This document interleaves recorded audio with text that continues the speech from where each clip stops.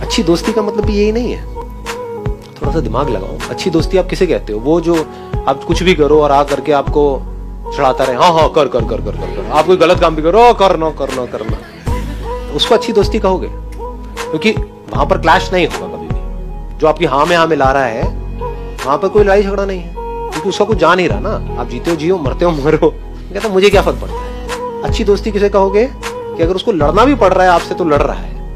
आप गलत ट्रैक पे जा रहे हो, 10 लोग आपको सपोर्ट कर रहे हैं, वो अकेला आकर के बोलेगा ये क्या कर रहा है। जैसे ही वो बोलेगा आपको गुस्सा आएगा, क्योंकि वो आपको रोक रहा है।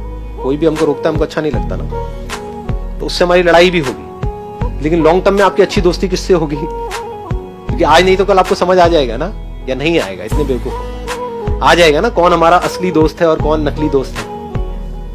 नकली कौन है? जो सिर्फ ऊपर ऊपर से दोस्ती के बारे में सोचता है, दोस्ती को बचाने के बारे में सोचता है, वो नकली दोस्त है। असली दोस्त कौन है? दोस्ती रहती है रहे, जाती है जाए, दोस्त का कुछ नहीं बिगड़ना चाहिए, जो दोस्त के बारे में सोचता है।